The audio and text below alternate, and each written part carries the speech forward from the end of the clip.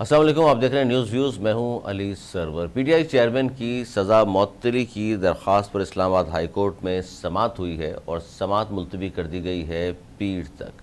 बड़ी अहम समाअत थी और वैसे तो कहा जा रहा था जनाब कि इस्लामाबाद हाई कोर्ट के जस्टिस आमिर फ़ारूक साहब, जिन पर एतराज़ात भी हुए और उनके सामने पेश किया जाएगा, तो केस बहुत ज़्यादा मजबूत नहीं है और चेयरमैन पीटीआई की ये जो सज़ा है ये मुअत्तल कर दी जाएगी, लेकिन अब तक ऐसा नहीं हो सका है।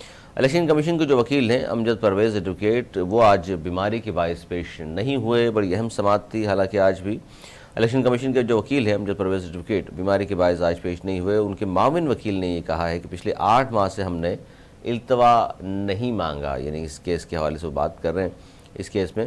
जबकि chief justice Islamabad high court ने कहा कि अब क्रूशल स्टेज पर यह सज़ा मअतली की दरख्वास्त 15-20 मिनट में दलाइल मुकम्मल हो जाने थे।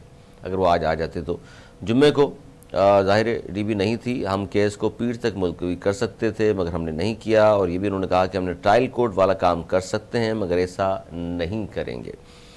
जबकि उनके जो वकील हैं खान साहब के लतीफ़ खोसा एडवोकेट, उन्होंने कहा कि एक शख्स 20 रोज़ से जेल में है, हम इसको पीर तक मुलतवी करते हैं, अगर कोई ना भी आया तो फैसला कर देंगे। ट्रायल कोर्ट ने जो किया वो गलत किया। अब ये जो समाअत हुई और थोड़ा सा मैंने अहवाल सुनाया, इसी पर हम बात करेंगे। मारूफ कानूनदान बैरिस्टर अली ताहिर साहब हमारे साथ मौजूद हैं कि जनाब आज भी बैरिस्टर साहब अदालत में वकील पेश नहीं हुए गो के इलेक्शन कमीशन के, और लेकिन इसके बारे में तो कहा जा रहा था ये सज़ा मअतली के हवाले से बहुत से लूज पॉइंट मौजूद हैं और फौरी तौर पर मअतल कर दी जाएगी, लेकिन हम देख रहे हैं कि केस तो बड़ा लंबा हो गया। सर अभी भी अब मंडे में बात चली गई है। बिस्मिल्लाहिर्रहमानिर्रहीम। अली सरवर साहब, thank you very much for having me.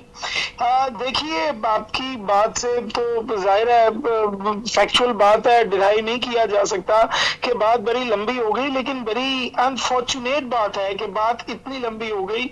और मैं ये समझता हूँ कि with all due respect to Amjad Parvez साहब, जिस तरह से आज कोर्ट से मैं समझता हूँ कि राय फरार इख्तियार किया गया है, ये आम तौर पर होता है। मैं भी एक वकील हूँ।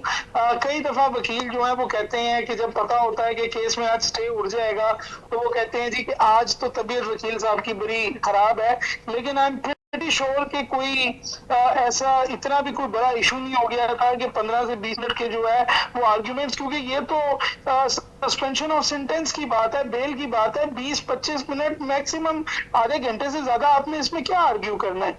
तो कैटेगोरिकली मैं समझता हूं कि आज एक कड़ी है उन तमाम वाकयात की जिनके बेसिस पे ये मामला बार बार डिले हो रहा है। और इतना तो मैं आपको अपने एक्सपीरियंस से बता सकता हूं कि कुछ केसेस मैंने खुद अपने भी यहाँ पे ऐसे देखे हैं कि जहाँ पे जो पीटीआई के केसेस हैं वो या एडजर्न हो जाते हैं या नंबर में बड़े लेट आते हैं, जो आम तौर पर नहीं होता, बट ऐसे केसेस के साथ कुछ ज्यादा ही कोइंसिडेंस होता है। और खान साहब के केसेस के साथ भी ऐसे कुछ ज्यादा ही कोइंसिडेंस हो रहा है। इतनी बात तो क्लियर है कि जिस तरह आज जो डिविजनल बेंच है इस्लामाबाद हाई कोर्ट का, उन्होंने ऑब्जर्व किया कि ट्रायल कोर्ट ने जो काम किया हम वो काम नहीं करना चाहते। मतलब ये था कि हम इलेक्शन कमीशन के वकील को सुनना चाहते हैं।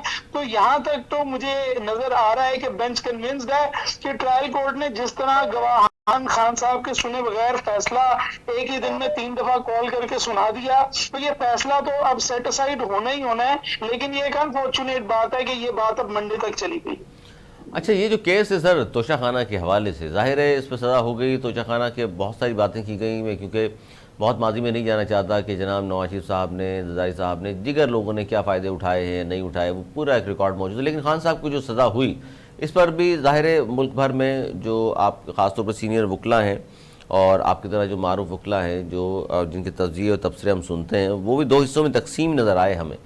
कुछ ने कहा कि जी बिल्कुल दुरुस्त है और कुछ ने कहा कि जी जितनी स्पीडी ट्रायल हुआ है तो मुल्क की तारीख में ऐसा कभी हमने नहीं देखा। और 30 सफ़ात का फ़ैसला 30 मिनट में किस तरह लिख लिया गया, ये टेक्निकल बात है। वो कहते हैं जी ये हम भी रोज़ाना अदालतों में होते हैं, ऐसा हो नहीं सकता कि 30 सफ़ात लिखवा दिए जाएँ 30 मिनट में। क्या दुरुस्त है, या क्योंकि फ़ैसला महफूज किया था और महफूज करने का एक मकसद ये भी होता है कि पहले से ही कुछ चीज़ें होती हैं उनके पास, तो इसलिए लिखवा लिया गया था, या फैसला जब महफूज होता है उसके बाद लिखवाया जाता है, चाहे वो 30 सफ़ात का हो या 40 सफ़ात का हो? नहीं देखिए अली सरवर साहब, अगर ये बात कही जाए कि फैसला पहले से ही तैयार नहीं था, तैयार तो पूरा फिर फैसला तो ये नहीं, कुछ कुछ आर्गुमेंट्स वगैरह पे कुछ चीजें तो तय हो चुकी होती हैं। फैसला तैयार था, 60% फैसला तैयार था, तो ऐसा हो नहीं सकता कि रिकॉर्ड से पहले फैसला तैयार कर दिया जाए। उसका एक प्रोसेस है, और प्रोसेस ये है कि फाइनल आर्ग्यूमेंट्स के बाद तमाम रिकॉर्ड को मद्देनजर दे रखकर और उसके बाद फैसला लिखा जाता है। अगर पहले आपने 50% भी लिख दिया है, यानी आपने 15 पेज भी लिखे हुए थे, तो ये तो प्री डिटर्मिन फैसला हो गया, ये तो रीजन इनफ है कि इस फैसले को सेट असाइड कर दिया जाए। मगर अली सरवर साहब, आपकी बात जो है वो बड़ी इंपॉर्टेंट है। ये अनफॉर्चुनेट है कि मुल्क में पोलराइजेशन बहुत ज्यादा हो गई है, और तमाम प्रोफेशंस में और तमाम इंस्टीट्यूशंस के अंदर हमें वो पोलराइजेशन जो है वो नजर आ रही है।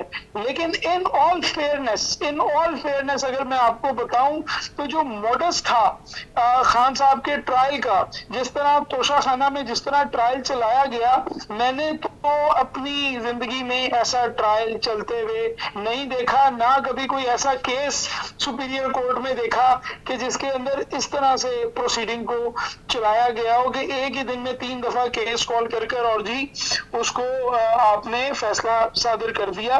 तो मैं ये समझता हूँ, और बड़ी कानूनी सुकम उस फैसले के अंदर मौजूद है, वो पॉइंट मेंटेनेबिलिटी के, जिसपे इस्लामाबाद हाई कोर्ट ने 2 दफा रिमांड किया उसको, तीसरे दफा भी उन्होंने गलत फैसला लिखा और उन क्वेश्चंस को। अच्छा, वो जो गवाहान की बात की जाती है कि जी गवाहान को मौका नहीं दिया गया, खान साहब ने जिनके बारे में कहा था, तो वो कहते हैं जी इस केस से, क्योंकि इनरेलीवेंट के बारे में एक लफ्ज़ इस्तेमाल किया गया है वहाँ पर कि भाई वो इनरेलीवेंट है।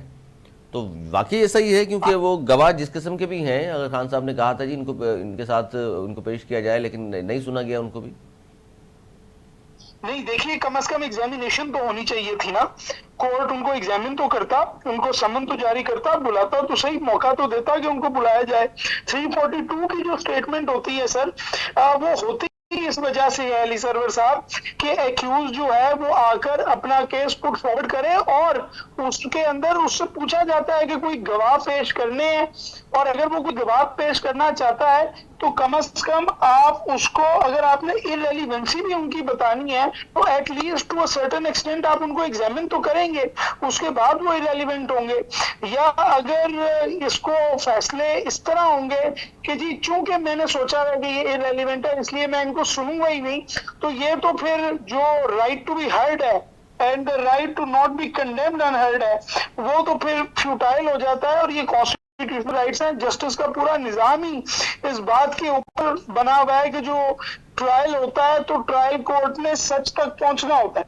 अगर वो मौका ही नहीं देंगे एक्यूज को कि आप अपनी डिफेंस लेके आए, तो वो कैसे होगा। और फिर उसके अंदर जब जिस वक्त खान साहब ने 342 की स्टेटमेंट रिकॉर्ड कराई, उसमें उस वक्त के उनके जो मिलिट्री सेक्रेटरी थे, वो अ सर्विंग मिलिट्री ऑफिसर, उनके बारे में कहा गया कि ये तो इन्होंने जमा करवाया था, लिया था, और उसके बाद रोड पर नहीं, तो अकाउंट से तो उनका ताल्लुक नहीं है ना बैरिस्टर साहब, इन गवाहान का अकाउंट से ताल्लुक तो नहीं ना, अकाउंट से। जी, लेकिन देखिए दैट इज द पॉइंट कि एक्यूज ने अपनी स्टेटमेंट के अंदर कोई चीज मिसलीड की है या नहीं की। एक्यूज ये कह रहा है कि मैंने नहीं किया, और ये मेरे पास वजूहात हैं जिनकी वजह से मैंने नहीं किया, ये मेरे गवाहान हैं, इन रीजंस को रिकॉर्ड कर दिया जाए, उसके बाद फैसला सादिर कर दिया जाए। तो कम से कम इतना तो राइट अली सरवर साहब होगा कि आप जो गवाहान हैं उनको देखें। और मैं ये समझता हूं कि जो मिलिट्री सेक्रेटरी खान साहब के थे उनको भी समन्स इशू होने चाहिए थे, ताकि वो भी आके अपना पर्सपेक्टिव कोर्ट के सामने रखते, और फिर कोर्ट ये देखती कि ये जो मिस स्टेटमेंट है ये फिर करप्ट प्रैक्टिस में आती है या नहीं आती। अच्छा, आप समझते हैं कि मंडे को इसका फैसला हो जाएगा, या लगता है आपको कि मजीद केस आगे लटकता नजर आ रहा है आपको? मेरे ख्याल में अली सरवर साहब इसका फैसला मेरा ख्याल है चंद दिन पहले हो जाना चाहिए था। 20 दिन हो गए हैं मेरे ख्याल में। तो मैं जिस दिन पहले दिन बात हुई थी तो मैंने कहा था कि हफ्ते दिन 8 दिन की बात है, लेकिन जिस तरह इसको ड्रैग किया जा रहा है, आई एम नॉट श्योर कि ये अब आगे कितना ड्रैग होता है। लेकिन नजर तो यही आ रहा है कि मंडे को ये कल्मिनेट हो जाएगा।